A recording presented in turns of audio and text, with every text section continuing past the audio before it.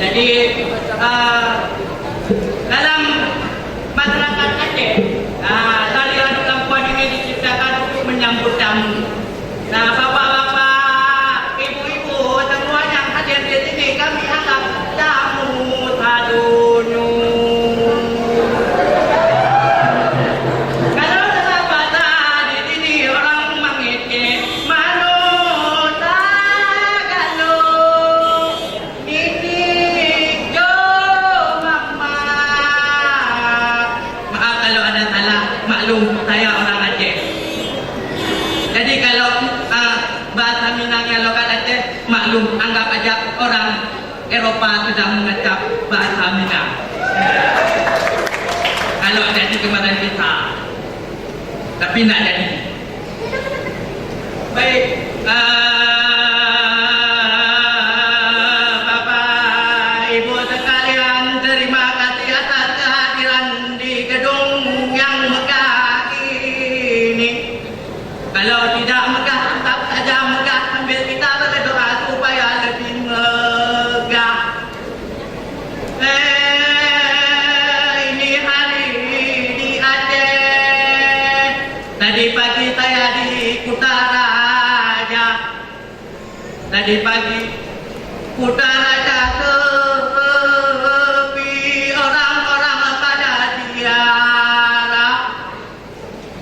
Orang-orang pada pergi ke kuburan masal. Banda Aceh sepi. Sebenarnya sudah dari malam kemarin orang-orang sudah mulai berdoa. 26 Desember tahun 2004. Pukul 8 bumi bergoyang.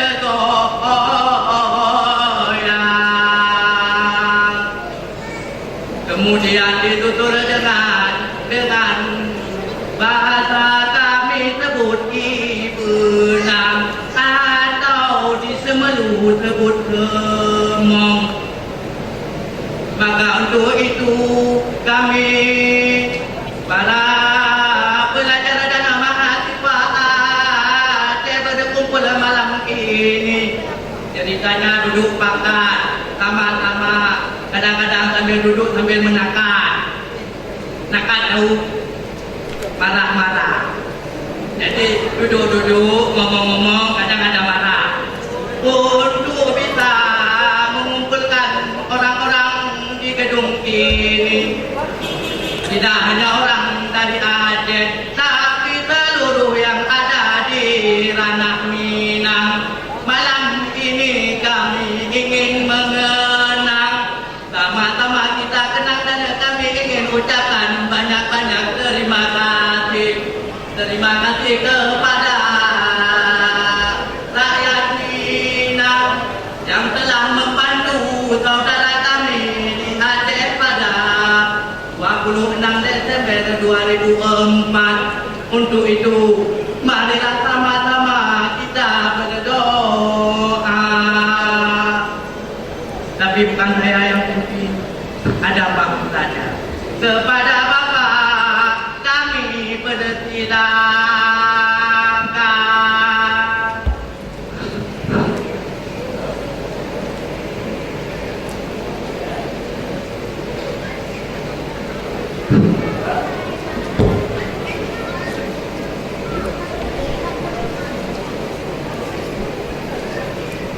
Bismillahirrahmanirrahim. Assalamualaikum warahmatullahi wabarakatuh. Alhamdulillahilladzi ja'alana minan nasihin wa afhamana min ulumil ulama'ir rasihin. Wassalatu wassalamu ala man nasaqa dinu adyanal kafarata wassalihin wa ala alihi wa ashabihi alladhina kanu yatamassaku syari'atuhu salihin. Ashhadu an la ilaha illallah وحده لا شريك له وأشهد أن سيدنا ونبينا محمدا عبده ورسوله لا نبي بعده. اللهم صل وسلم على هذا النبي الكريم محمد خاتم الأنبياء والمرسلين وعلى آله وأصحابه رسول الله أجمعين. Hadirin kaum muslim, hadirat yang dimuliakan oleh Allah Subhanahu wa taala.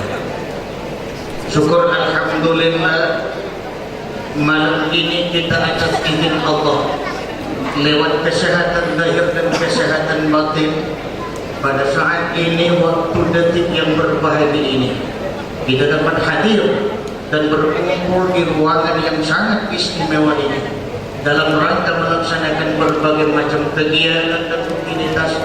InsyaAllah mudah-mudahan apapun yang kita laksanakan ini akan menjadi salah satu dari amal ibadah yang kemudian kita akan memperoleh jaminan maghfirah atau ampunan kepada kita bersama. Amin ya rabbal alamin. Selamat diiringi salam, tidak bosan-bosannya kita menghadiahkan pahala kepada Ruhul Muqaddasah, junjungan alam, pucuk pimpinan umat manusia sedunia, yakni Muhammad sallallahu alaihi wasallam.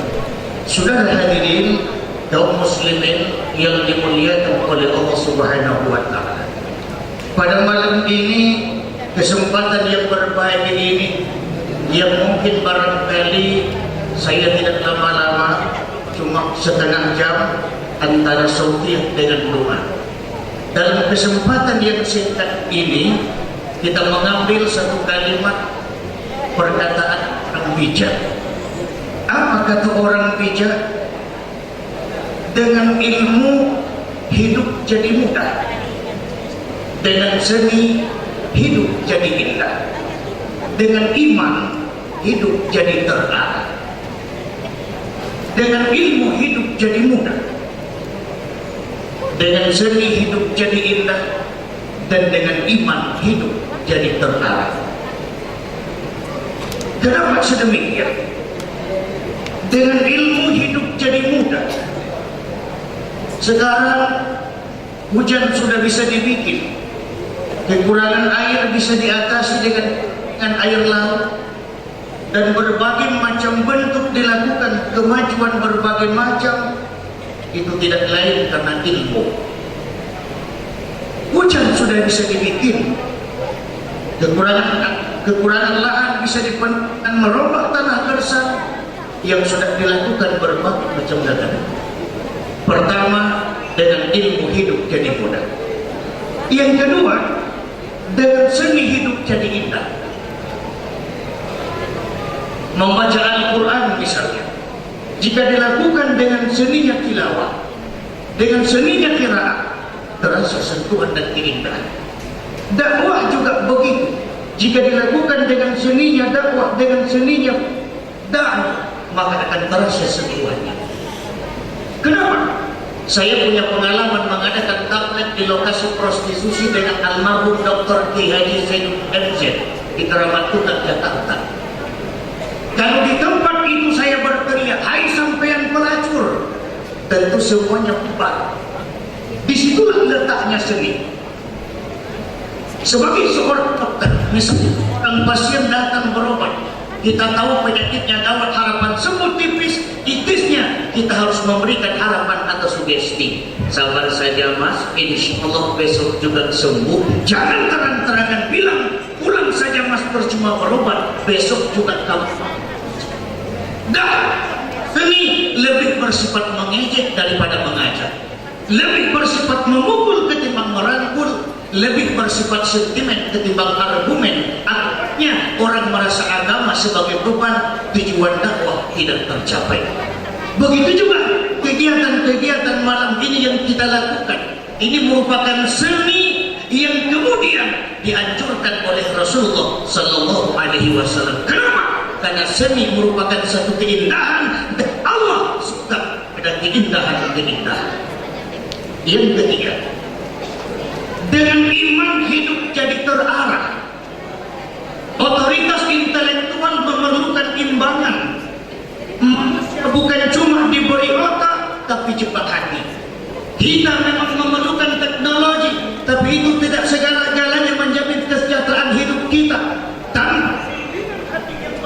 nilai-nilai keimanan, otak dan implek akan berkembang liar dan reduktif terhadap kesejahteraan manusia yang hakiki.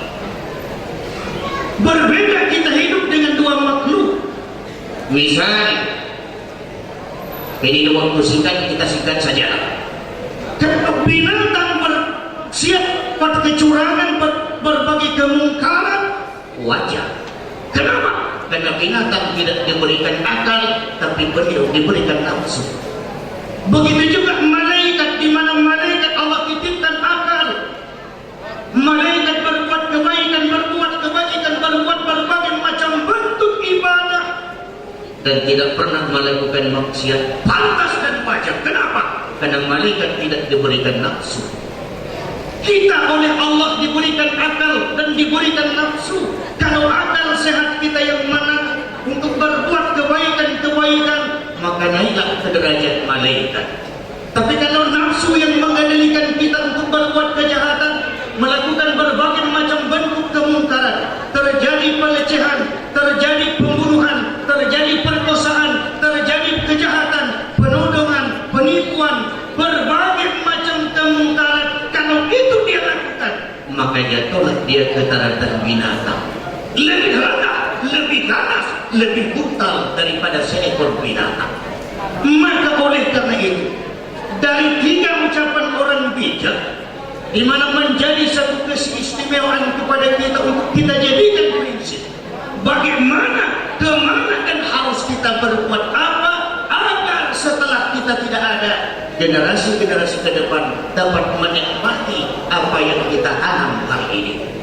Saudara kita, orang tua kita, ibu kita, bapak kita, adik kita, abang kita, keluarga kita, tetangga kita, masyarakat kita umumnya, umat ini yang mungkin boleh jadi telah meninggalkan kita, yang mungkin boleh jadi telah mendahului kita, yang mungkin boleh jadi tidak akan ketemu lagi dengan kita, yang mungkin boleh jadi dia tidak akan pernah lagi berhadapan dengan kita. Kalau itu terjadi, lantas andai kata kejadian terjadi kepada kita malam ini, kejadian terjadi kepada diri kita detik ini, wal tandur nafsun ma qaddamat lighad, perhatikan diri kita, apa yang telah kita perbuat untuk hari esok akhirat.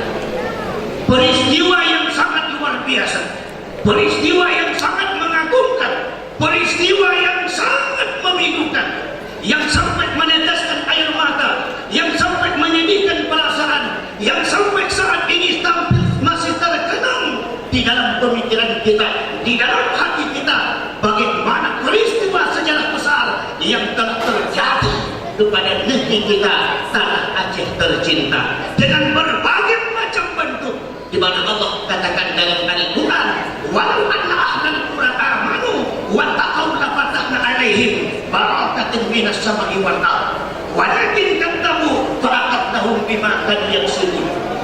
Andai kata suatu negeri, masyarakat yang beriman dan beriman serta bertakwa, lafatahna alaihim, niscaya Allah anugerahkan kepada mereka rahmat, Allah titipkan nikmat, masyarakatnya subur, keadilannya terjadi. Tapi apa yang datang hari ini, di mana kemakmuran cuma teori, keadilan cuma kata, kemakmuran cuma teori, hukum hanya untuk orang kecil, orang besar tidak mampan hukum.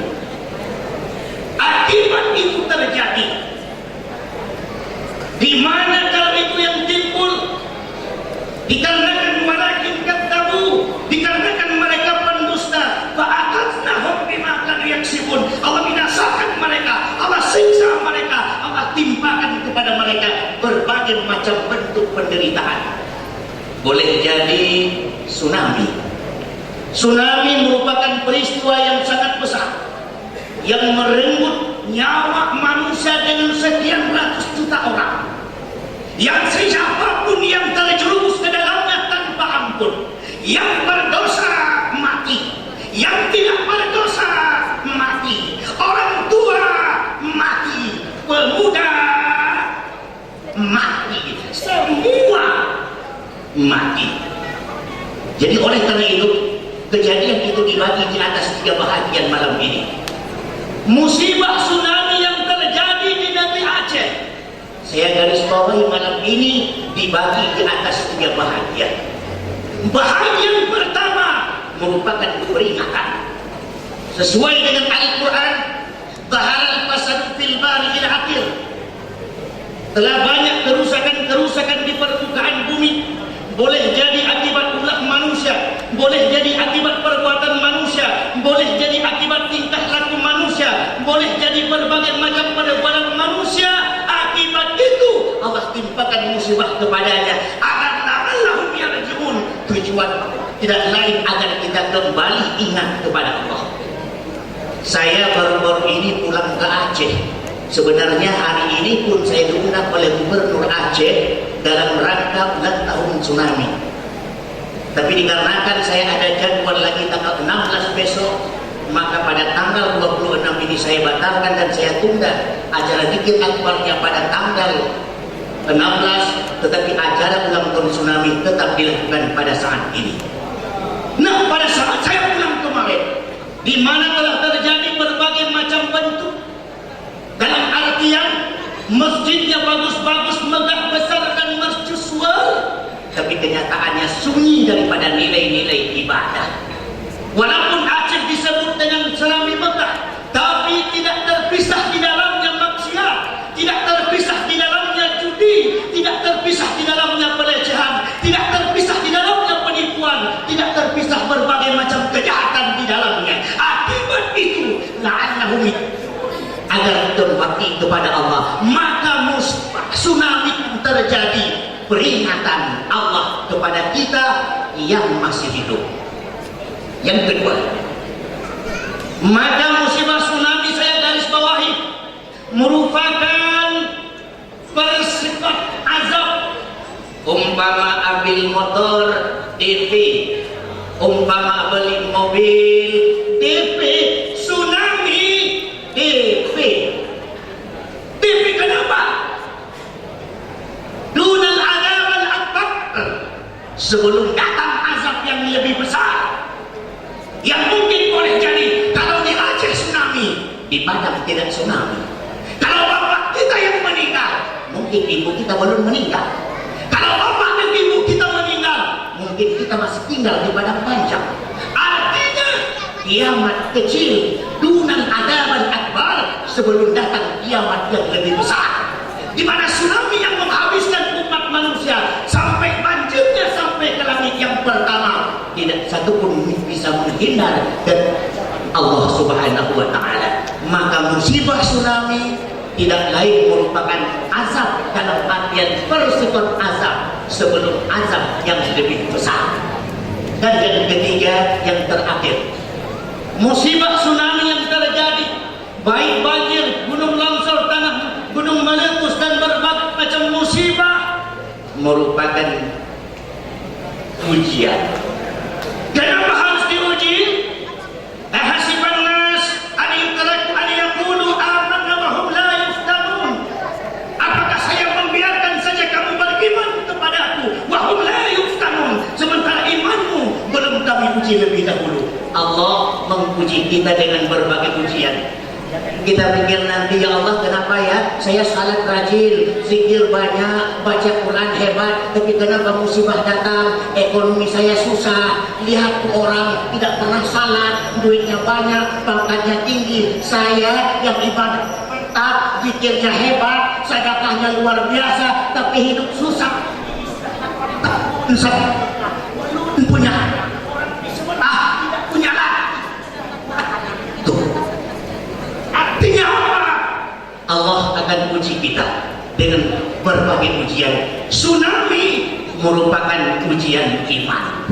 Saudara hadirin kaum muslimin yang dimuliakan oleh Allah Subhanahu wa taala, karena waktu sudah habis, 3 kesimpulan dapat kita jadikan kesimpulan untuk kita jadikan pedoman.